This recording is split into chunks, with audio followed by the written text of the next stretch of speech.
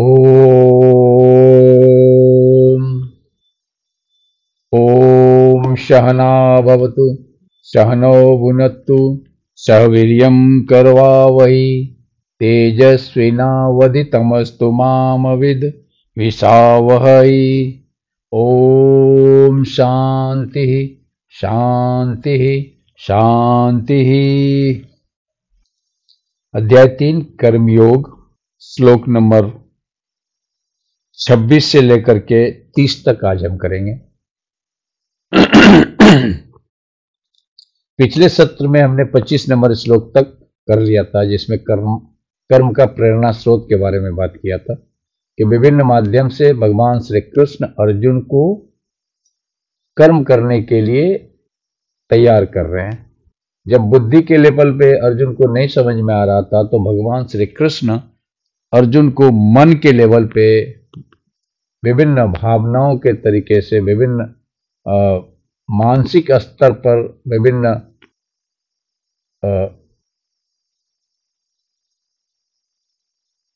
विभिन्न बातों से, कभी अपने बारे में, कभी जनक जी के बारे में, कभी नेता के बारे में, ऐसा कर करके विभिन्न तरह से अर्जुन को तैयार करने की कोशिश करते हैं भगवान जी। और अभी 26 नंबर श्लोक से लेकर के तकरीबन 35 नंबर श्लोक तक भगवान जी श्रेष्ठ कर्म के बारे में बात करेंगे। और श्रेष्ठ कर्म का अर्थ जो हो गया वो ये हो गया कि कर्म कैसे करना चाहिए। अब तक भगवान जी ने जो बात की, कौन कर्म करना चाहिए, कर्म कब तक करना चाहिए, इसके बारे में भगवान जी ने बात किया। अभी जो भगवान जी बात करेंगे वो बात करेंगे श्रेष्ठ कर्म की व्याख्या, कि कर्म कैसे करना चाहिए। भगवान जी बोल रहे हैं कि हर कर्म को ब्रह्म अर्पणम, ब्रह्म में समर्पण करके करना चाहिए। अर्थात जीवन में श्रेष्ठ लक्ष्य बनाओ और उस कर्म को पूरा जील एंड जिस्ट के साथ, पूरा उत्साह पूर्वक, बिना भूत वर्तमान और भविष्य की चिंता किए बिना कर देना चाहिए। तत्पश्चात पहले तो कर्म से ऊर्जा प्राप्त होगी और बाद में जो ऊर्जा प्राप्त होगी वो बेकार के विचारों में वो ऊर्जा व्यय नहीं होगा। यानी कि पहले तो अगर हम डिटैच होकर के मन और बुद्धि के द्वारा कर्म करेंगे तो उससे ऊर्जा प्राप्त होगी। कर्म produce the energy, action produce the energy if the action is being done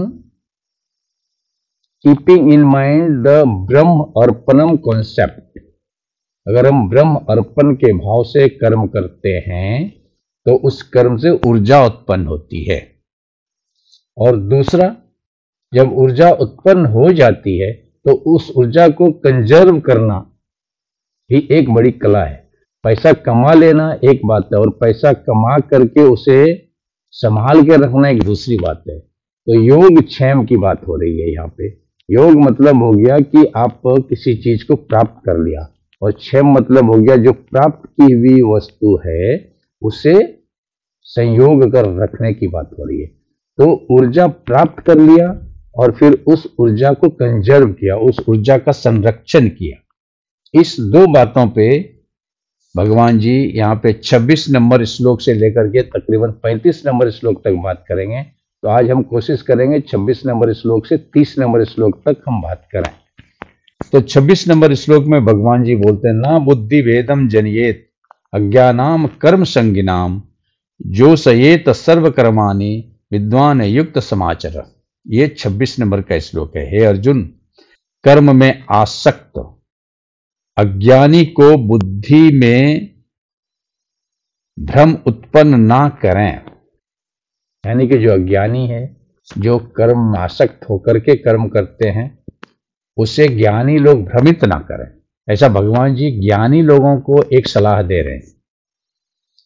वो जो ज्ञानी है वो योग युक्त होकर के अपना कर्म तो करें ही करें और दूसरे को भी योग युक्त होकर के कर्म करने की प्रेरणा दें। ये भगवान जी ने 26 नंबर का श्लोक में बात किया। और इसे इस तरह से समझें कि नया नया मुल्ला बहुत नमाज पढ़ता है, नया नया पंडित बहुत ही पूजा पाठ करता है। इसलिए जब भगवान जी गीता में नए नए लोगों को आने की सलाह देते हैं तो उसे बोलते हैं अपने मन वाणी पे काबू रखें। 2 श्लोक पढ़ लेने से या तो 2 अध्याय पढ़ लेने से कोई ज्ञानी नहीं हो जाता है, और अगर ज्ञानी हो भी जाता है तो भगवान जी सलाह दे रहे हैं कि उसे अज्ञानी को कर्म के बारे में बेफजूल की बातें बता करके उसे दिग्भ्रमित ना करें, ऐसा भगवान जी ने यहाँ पे बताया है। इस श्लोक में मूलतः 2 बात बताई गई। पहला, दूसरे को जबरदस्ती ज्ञान ना लें।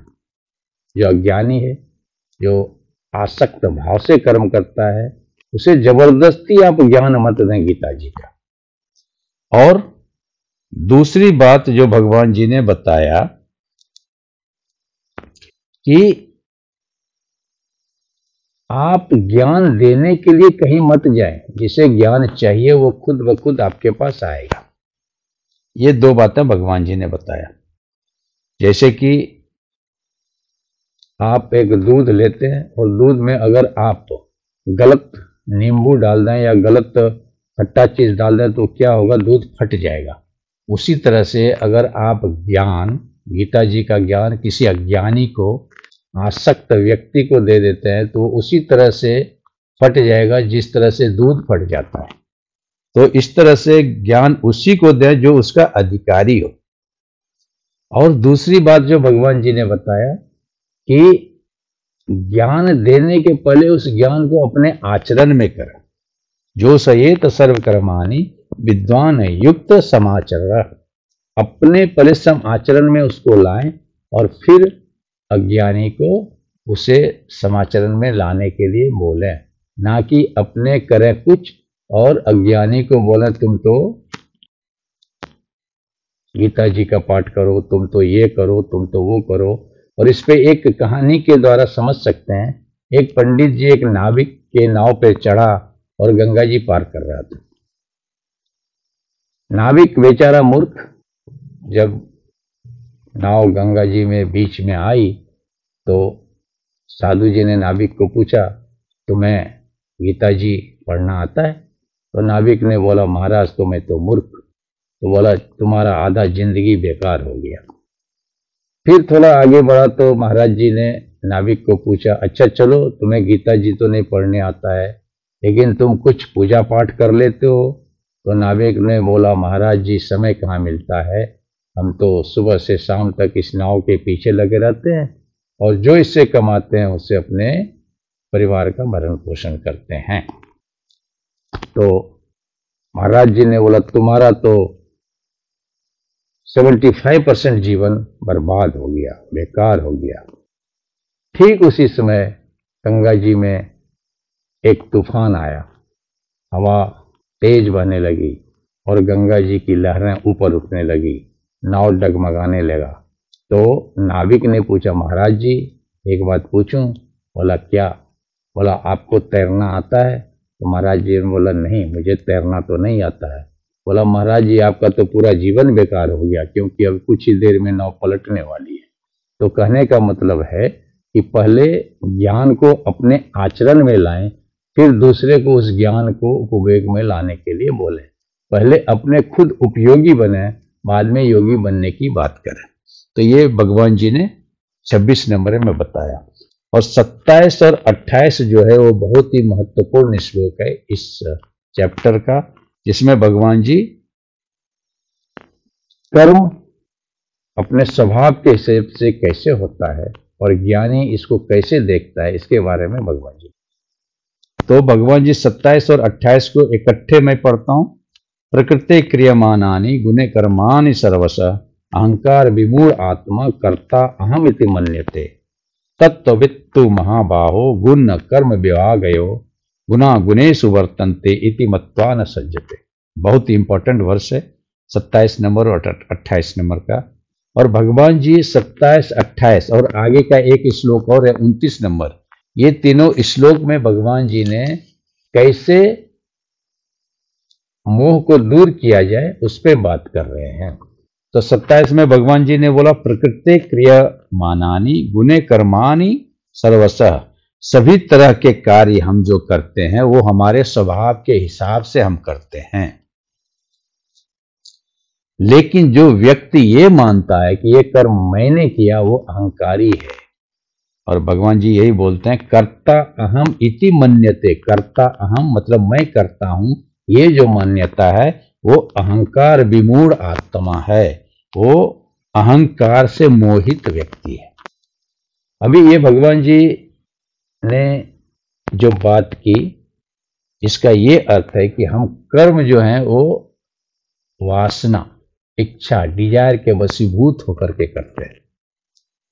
कर्म हम करते नहीं है, कर्म हमसे कराया जाता है। किसके द्वारा? वासना के अधीन होकर के। और हम कर्म 3 स्तर पे करते हैं। अगर हम इसे थोड़ा सा विस्तार में देखें तो BMI, body mind and intellect, उसके ऊपर में वासना और सबसे ऊपर में आत्मा। तो ये एक चार्ट है।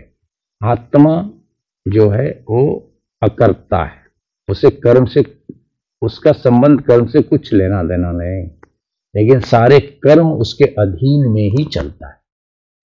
दूसरा उसके नीचे है वासना, इच्छा, डिजायर, जिसके इन्फ्लुएंस में आकर के BMI, बॉडी माइंड और इंटेलेक्ट कर्म करता है।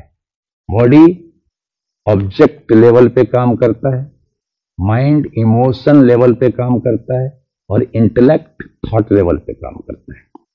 लेकिन इन्फ्लुएंसिंग फैक्टर है वासना, प्रकृति, जिसका जैसा स्वभाव, जिसकी जैसी टेम्परामेंट, जिसका जैसा अर्जेस, जिसका जैसा प्रकृति, उसका कर्म वैसा ही होगा। एक जुआड़ी प्रवृत्ति के व्यक्ति का हर कर्म जुआ के प्रति ही होगा। एक क्षत्रिय धर्म वाला व्यक्ति का हर कर्म युद्ध के प्रति होगा। एक ब्राह्मण प्रवृत्ति का व्यक्ति का हर कर्म पूजा और भगवान के प्रति होगा, ज्ञान के प्रति होगा, स्वाध्याय के प्रति होगा। एक वाणिज्य व्यापारी प्रकृति का व्यक्ति का हर कर्म जो होगा वो उद्योग के प्रति होगा, व्यवसाय के प्रति होगा। तो इसीलिए भगवान जी बोल रहे हैं कि प्रकृति के हिसाब से ही हम सब कर्म करते हैं। लेकिन अज्ञानवश जो ये बोलता है कि मैं करता हूं, कर्ता अहम इति मन्यते, वो अहंकार विमूढ़ आत्मा है, वो अहंकारी है, ऐसा भगवान जी ने बोला। क्योंकि वासना के अधीन होकर के ही हम कर्म करते हैं। हमारी जैसी प्रकृति है वैसा ही हम कर्म करते हैं। क्या है कि प्रकृति घास खाना है तो वो कभी मांस नहीं खाएगा, भूखे मर जाएगा। शेर की प्रवृत्ति है मांस खाना, तो वो कभी घास नहीं खाएगा। तो जैसा जिसका प्रकृति, जैसा जिसका स्वभाव, जैसा जिसका अर्जिस टेम्परामेंट, वैसा उसका ही कर्म होता है। और ऐसा कौन मानता है? ऐसा तत्ववित्त मानता है। 28 नंबर के श्लोक में बोलते हैं परंतु गुण कर्म विभाग को तत्व से जानने वाला तत्ववत्ता, हे महाभाव, हे अर्जुन, गुण गुणों में बरत रहे। यानी कि मन जो है वो प्रकृति में बरत रहा है। हमारा जो इंद्रिय है, हमारे इंद्रिय विषय वस्तु में बरत रहा है, ऐसा वो व्यक्ति जानता है जो तत्ववित्त है। इसलिए वो इसमें आसक्त नहीं होता है। इति मत्वा, ये जानकर ना सज्जते, वो कभी इसमें संलग्न नहीं होता है, कभी भी इसमें आसक्त नहीं होता है। तो ये जो स्थिति है, ये तत्ववित्त व्यक्ति का स्थिति है कि जो ये समझता है कि हमारा हर कर्म, हमारी इंद्रियां उस विषय के प्रति आसक्त होकर के, उसके इन्फ्लुएंस में आकर के ही कर्म करता है। वासना के इन्फ्लुएंस में आकर के मन, बुद्धि और शरीर कर्म करता है, बॉडी माइंड एंड इंटेलेक्ट। ऐसा जो व्यक्ति जान लेता है वो तत्ववेत्ता होता है। और गुना गुणेश वर्तन्ते, इंद्रिय विषय के पीछे ही भागती है, ऐसा वो समझ लेता है, वैसा उसको ज्ञान हो जाता है। इसलिए इति मत्वा, ये जानता है वो, इति मत्वा, ये जानकर, ना वर्तन्ते, उसमें वो दिमाग लगाता ही नहीं है। इंद्रिय का काम है विषय के पीछे भागना, भागो। लेकिन हम आत्मा हम आत्मस्वरूप ब्रह्म ज्ञानी तत्ववेत्ता ये जानते हैं, इसलिए हम उसमें आसक्त नहीं होते हैं और वो व्यक्ति सर्वश्रेष्ठ अवस्था को प्राप्त किया हुआ व्यक्ति होता है, वो योगी होता है, वो ज्ञानी होता है, वो ध्यानी होता है, वो तत्ववेत्ता होता है, वो ब्रह्मवेत्ता होता है। ऐसा भगवान जी ने बात किया। और इसी को आगे बढ़ाते हुए 29 नंबर में, क्योंकि 27, 28, 29 ये 3 श्लोक जो है, इसमें भगवान जी ने मोह से कैसे पार पाया जाए इसका बारे में भगवान जी ने बताया।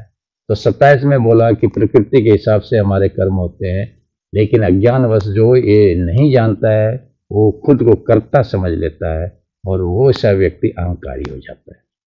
28 में बोला जो तत्ववेत्ता है, जो तत्ववित्त है, जो ज्ञानी है, वो ये जानता है कि कर्म हम अपने प्रकृति, अपने स्वभाव, अपने अर्जेज, अपना टेम्परामेंट के हिसाब से करते हैं, इसलिए उसमें वो आसक्त बिल्कुल नहीं होता है और वो सारे कर्म करते हुए भी उससे अनासक्त होता है। और 29 नंबर में बोलता है प्रकृति गुण सम्मूढ़ा सज्जनते गुण कर्मसु तान अकृत विद्वंतान कृत्सन वित्न विचारिये। हे अर्जुन, प्रकृति के गुणों से मोहित पुरुष गुण कर्म में फंस जाते हैं। जो कम जानने वाले मन बुद्धि को पूर्ण जानने वाले विचलित ना करें।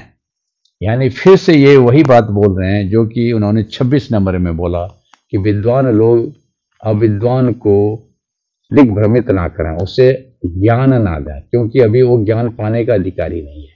और फिर यहाँ भगवान जी वही बोल रहे हैं कि प्रकृति के गुणों से मोहित जो पुरुष गुण कर्म में फंसे हुए हैं, वैसे कम जानने वाले मन बुद्धि व्यक्ति को जानने वाला व्यक्ति विचलित ना करें। यानी कि उसे फिर से ज्ञान ना देना शुरू कर दें, क्योंकि असल में आप देखेंगे तो ज्ञान देने की जरूरत नहीं होती। ज्ञान देने के लिए आपको कहीं जाने की जरूरत नहीं है।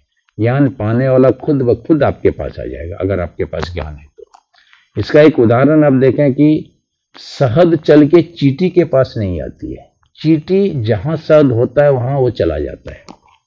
कुआं चल के प्यासे के पास नहीं आता है। प्यासा जहां कुआं होता है वहां वो चला जाता है। ठीक उसी तरह से जिसे ज्ञान की इच्छा है वो गुरु को खोजते खोजते पहुंच ही जाता है, लेकिन गुरु को ऐसे व्यक्ति को ज्ञान नहीं दे देना चाहिए जो उसका अधिकारी है। और जो अंतिम श्लोक इस खंड का जो मैं बात कर रहा हूं, 30 नंबर का श्लोक, अंतिम नहीं है लेकिन 30 नंबर तक आज हम करेंगे, इसलिए 30 नंबर का जो श्लोक है उसमें भगवान जी बहुत ही इंपॉर्टेंट मैसेज दे रहे हैं हम लोगों को। मयि सर्वाणि कर्माणि संन्यास अध्यात्म चेतसा निराशी निर्मम भूत्वा युद्धस्य विगत जरा। हे अर्जुन, संपूर्ण कर्मों को मुझ में अर्पण करके, विचारों को मुझ में लगा के, आशा और संताप रहित होकर के युद्ध करो। ये बहुत इंपॉर्टेंट वर्स है। और यहाँ पे भगवान जी मूलतः 2 बातों पे बात किया। एक, कैसे कर्म करके, कैसे कर्म को करने से ऊर्जा प्राप्त होती है। मैंने शुरू में बोला था कि जो लगाव रहित होकर के कर्म करते हैं उससे ऊर्जा उत्पन्न होता है। लोग बोलते हैं कि कर्म करने से थकान होता है, लोग बोलते हैं कर्म करने से एनर्जी लॉस होता है, वो गलत है। भगवान जी गीता में बोलते हैं कर्म करने से ऊर्जा प्रोड्यूस होता है। 3 तरह की बैटरी होते हैं, या तो 3 तरह के लोग होते हैं। पहला लोग उस पेन के तरह होते हैं जो यूज एंड थ्रो होते हैं, एक बार यूज कर लिया उसे फेंक दिया। दूसरा व्यक्ति उस बैटरी की तरह होता है, मोबाइल का बैटरी जो रिचार्ज होता है। बैटरी जैसे चलते चलते मोबाइल का डिस्चार्ज हो जाता है, उसे आप फिर से चार्ज करें तो वो रिचार्ज हो जाएगा। ठीक उसी तरह से कुछ मनुष्य ऐसे होते हैं जो कर्म करते करते करते करते डिस्चार्ज होता है, फिर उसे ज्ञान, भक्ति और कर्म के द्वारा चार्ज किया जाता है और फिर वो कर्म करने लगते हैं। और तीसरा व्यक्ति उस कार का बैटरी की तरह होता है, जो कार जितना चलता है उसका बैटरी उतना चार्ज हो जाता है। आप देखेंगे कि कुछ जो कार होता है उसका बैटरी खड़ा होने से अगर आप कार नहीं चलाएं तो डिस्चार्ज हो जाएगा, लेकिन कार अगर आप चलाते रहें तो उसका बैटरी बिल्कुल चार्ज रहेगा। तो जो श्रेष्ठ व्यक्ति होता है, श्रेष्ठ श्रेणी का व्यक्ति होता है, वो जितना कर्म करता है उसमें उतना ही ऊर्जा आते रहती है। तो भगवान जी बोलते हैं वो कैसे ऊर्जा आती है, किस तरह का कर्म करने से ऊर्जा आती है। तो बोलता है मयि सर्वाणि कर्माणि संन्यस्य अध्यात्म चेतसा, जो संपूर्ण कर्मों को मुझ में अर्पण कर दे। ब्रह्म अर्पणम ब्रह्म हवि ब्रह्म अग्नौ ब्रह्मणाहुतम ब्रह्म एव तेन गंतव्यम ब्रह्म कर्म समाधि। सारे कर्म को मुझ में अर्पण कर दो, सारे विचारों को मुझ में लगा दो। ऐसा करने से जब आप कर्म करोगे तो आप में एक ऊर्जा आएगी, एक एनर्जी आएगा। उदाहरण के लिए एक बच्चा को आप 6 बजे बोलो कि आपको स्कूल जाना है, तो बहुत तरह के बहाना बनाएगा, उसमें एनर्जी बिल्कुल नहीं रहेगा, वो तरह तरह का बहाना बनाएगा, नहीं मैं स्कूल नहीं जाऊंगा। लेकिन उसी बच्चा को बोलो 6 बजे आपको पिकनिक पे जाना है, तो 5 बजे ही उठ जाएगा। कहां से एनर्जी आ गई, कहां से ऊर्जा आ गई? ऊर्जा था, लेकिन जो कर्म करने का भाव था उसमें आसक्ति था। जब वो स्कूल जाना था तो अटैचमेंट था, इसलिए वो बोझ लग रहा था। लेकिन जैसे पिकनिक की बात आई तो अनासक्त हो गया, उससे डिटैच हो गया, उसको मजा आने लगा। तो जब कर्म मजा हो जाए तो वो एनर्जी देती है, और जब कर्म सजा हो जाए तो एनर्जी का ह्रास कर देती है। तो वही भगवान जी पहले पंक्ति में बोलते हैं कि अगर सारे कर्मों को मुझ में अर्पण करके, अपने सारे विचारों को मुझ में लगा करके कर्म करोगे तो आपको एनर्जी प्राप्त होगी। और दूसरा, उस एनर्जी को कंजर्व कैसे करोगे? तो दूसरा लाइन है निराशी निर्ममम भूत्वा युद्धस्य विगत ज्वरः। निराशी माना आशा छोड़ करके, दूसरा निर्मम ममता को छोड़ करके, और तीसरा विगत ज्वर आलस्य को छोड़ करके। 3 शब्द आए। किसी भी एनर्जी को, किसी भी प्राप्त की हुई एनर्जी को, वस्तु को अगर संरक्षण करना चाहते हैं, अगर उसे आप कंजर्व करना चाहते हैं, उसे आप लॉन्ग टाइम प्रिजर्व करना चाहते हैं, तो ये 3 चीज पे ध्यान देना पड़ेगा। पहला भूत, दूसरा भविष्य और तीसरा वर्तमान। जो चीज आपको प्राप्त हो गया, जो चीज आपको प्राप्त हो गया उसके प्रति आपको क्या हो गया? ममता हो गया। जो चीज आपको प्राप्त हो गया उसके प्रति क्या हो गया? ममता हो गया। जो चीज प्राप्त नहीं हुआ है उसके प्रति क्या हो गया? आशा लग गया आपको, होप ये मिलेगा हमको। और जो चीज प्राप्त हो गया यानी भूतकाल हो गया। जो चीज प्राप्त के लिए आशा लगाए हुए वो भविष्य काल हो गया। और जो वर्तमान में आप कर्म कर रहे हैं वो हो गया विगत ज्वर, यानी कि आलस को त्याग करके। तो ममता को त्याग करके निर्मम, आशा को त्याग करके निराशी, और आलस को त्याग करके विगत ज्वर, यानी कि निराशी निर्ममम भूत्वा युद्धस्य विगत ज्वर। 3 शब्द बोला भगवान जी ने। निराशी, निहासी यानी भविष्य के प्रति जो चिंतित ना हो, आशावान ना हो, भविष्य में क्या होगा उसके लिए अपने को अटैच नहीं कर लेने का। निर्मम, जो हो गया उसमें भी अपने को इंडल्ज नहीं करने का, अच्छा हुआ चाहे बुरा हुआ। और जो हो रहा है विगत ज्वर युद्धस्य, जो हो रहा है वर्तमान में उसे करो। कैसे? विगत ज्वर, ज्वर मतलब आलस, बुखार, बीमारी, और विगत माना छोड़कर।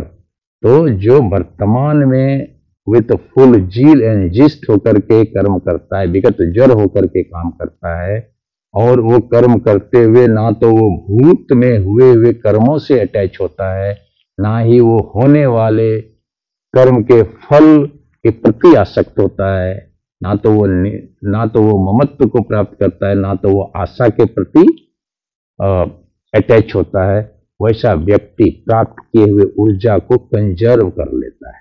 वही भगवान जी बोल रहे हैं कि विगत ज्वर जो है action with full zeal and gist at the level of body. BMI मैंने बात किया था, बॉडी के लेवल पे आप कर्म करो, भरपूर कर्म करो, हड्डी तोड़ मेहनत करो, उसको विगत ज्वर बोलते हैं। आत्मा मन के स्तर पे दूसरा जो बोला कि ममत्व मानसिक स्तर पे और निहासी बुद्धि के स्तर पे, तो तीनों स्तर पे जो भगवान जी का कर्म बिना अटैचमेंट किए हुए करता है, वही बीएमआई बॉडी माइंड इंटेलेक्ट के द्वारा वासना के अधीन होते हुए भी उस कर्म को अनासक्त भाव से करता है। इसलिए उसके द्वारा किए हुए कर्म से ऊर्जा प्राप्त से होती है, और जितना कर्म करता है उतना वो ऊर्जावान होते जाता है। कोई व्यक्ति 18 घंटा 20 घंटा कर्म करता है, कैसे? कोई व्यक्ति 4 घंटा कर्म करके ही थक जाता है, क्यों? Because of this factor. तो जो नौजवान पीढ़ी के लोग हैं, जो पढ़ने वाले विद्यार्थी हैं, उसके लिए ये श्लोक रामबाण है। उसे विगत ज्वर होकर के कर्म करना चाहिए, पढ़ना चाहिए। परीक्षा में पास होऊंगा या नहीं होगा इस आशा से कभी भी अटैच नहीं होना चाहिए। और पिछले साल हम फेल कर गए थे, अच्छा नंबर नहीं आया था पिछले क्लास में, इसके ममत्व से भी उसे दूर हो जाना चाहिए। तो निर्मम फ्रॉम द पास्ट, क्या हो गया था पिछले साल हमको, पिछले क्लास में हम कितना अच्छा किए थे नहीं किए थे। निराशी, अगला साल हम परीक्षा में कितना अच्छा नंबर करेंगे नहीं करेंगे, उसको छोड़ करके विगत ज्वर अभी जो हम पढ़ रहे हैं वो full zeal and gist, full मेहनत के साथ हम पढ़ें। इस भाव से जो कर्म करता है, जो पढ़ता है, वो विद्यार्थी बिल्कुल सफल होता है। वो विद्यार्थी, वो व्यवसाय, वो नौकरी पेशा का आदमी, जिस फील्ड में भी जो है, अगर ये तीन बात पे ध्यान दे दे, निर्मम निराशी भूत्वा, निराशी निर्मम भूत्वा युद्धस्य विगत जरा। युद्धस्य मतलब कर्म करो, युद्ध प्रतीक है कर्म का। कर्म करो कैसे? निराशी होकर के, यानी कि भविष्य की चिंता छोड़ करके, निर्मम मतलब भूत की चिंता छोड़ करके, और युद्धस्य विगत जरा मतलब वर्तमान में आप रह करके फुल जील एंड जिस्ट के साथ वो कर्म करो। ये तीनों लेवल पे, मन, बुद्धि और शरीर, BMI, ये तीनों लेवल पे रह करके जो कर्म करता है उसका एनर्जी मेंटेन रहता है, उसका एनर्जी क्षय नहीं होता है। अभी आप इसे एक तरह से समझें, आपने बहुत ही मेहनत करके एक बाल्टी में पानी कुएं से भर के लाया, means you have earn the energy, you have store the energy. लेकिन उस बाल्टी के पेंदा में एक छेद है बहुत बड़ा सा, तो जैसे पानी भर के आपने ऊपर लाया कुएं से, उसके नीचे से पानी गिरना शुरू हो गया, यानी कि उस एनर्जी का जो स्टोर किया हुआ पानी है वो आपको क्षय होना शुरू हो गया। उसी तरह से आपने कर्म करके ऊर्जा को प्राप्त तो कर लिया, क्योंकि पहला लाइन जो भगवान जी ने बोला, मई सर्वाणि कर्माणि संन्यस्य अध्यात्म चेतसा, जो मेरे में सारे कर्मों को अर्पण कर देता है, मेरे में सारे ध्यान को लगा देता है, उससे किया हुआ कर्म ऊर्जा प्रदान करता है। ऊर्जा तो मिल गया आपको, लेकिन आपके मन में 3 छेद हो गया, एक आलस्य का छेद, दूसरा ममत्व का छेद, और तीसरा आशा का छेद। ये तीनों छेद से जो आपने ऊर्जा प्राप्त किया, वो ऊर्जा निकल गया, वो क्षय हो गया, वो खत्म हो गया, तो फिर आप वहीं के वहीं हो गए। इसलिए इंपॉर्टेंट ये नहीं है कि ऊर्जा हमने कैसे कमाया, इंपॉर्टेंट ये भी है कि कमाए हुए ऊर्जा को कैसे हमने मेंटेन किया, कैसे उसको कंजर्व किया, कैसे उसको प्रिजर्व किया, कैसे उसको लॉन्ग टर्म में रखा। तो ये 2 श्लोक, ये 2 लाइन जो है, ये बहुत इंपॉर्टेंट है हमारे जीवन में। चाहे वो विद्यार्थी का जीवन हो, चाहे वो व्यवसाय का जीवन हो, चाहे वो किसान का जीवन हो, चाहे नौकरी पेशा का जीवन हो, चाहे फैमिली लेवल पे हो, चाहे सोशल लेवल पे हो, चाहे कंट्री लेवल पे हो, चाहे विश्व के लेवल पे हो, ये 2 लाइन आपके जीवन की दिशा और दशा को बदल देगा। और अगर नहीं समझते हैं तो अपने जीवन की दिशा को दुर्दशा में बदल देगा। तो इस तरह से शारीरिक स्तर पर शक्तिपूर्ण कर्म हो, मानसिक स्तर पर अपने लक्ष्य पे फोकस्ड हो, और बौद्धिक स्तर पर अध्यात्म चेतसा अर्थात विवेक विचार ज्ञान युक्त कर्म। ज्ञान अज्ञान विवेक विचारी, ये चारों के द्वारा कर्म किया जाए तो फिर वो कर्म से आसक्ति नहीं होगी, बल्कि ऊर्जा का सृजन होगा। और ऊर्जा का सिर्फ सृजन ही नहीं होगा, उस ऊर्जा का क्षय भी होगा, उस ऊर्जा का प्रिजर्वेशन भी होगा, ऊर्जा क्षय नहीं होगा। तो इस तरह से भगवान जी श्रेष्ठ कर्म के बारे में बताते हुए ये हमने 26 नंबर श्लोक से 30 नंबर श्लोक तक आज किया। अगले सत्र में 31 नंबर से 35 नंबर का श्लोक हम खत्म करेंगे। ओम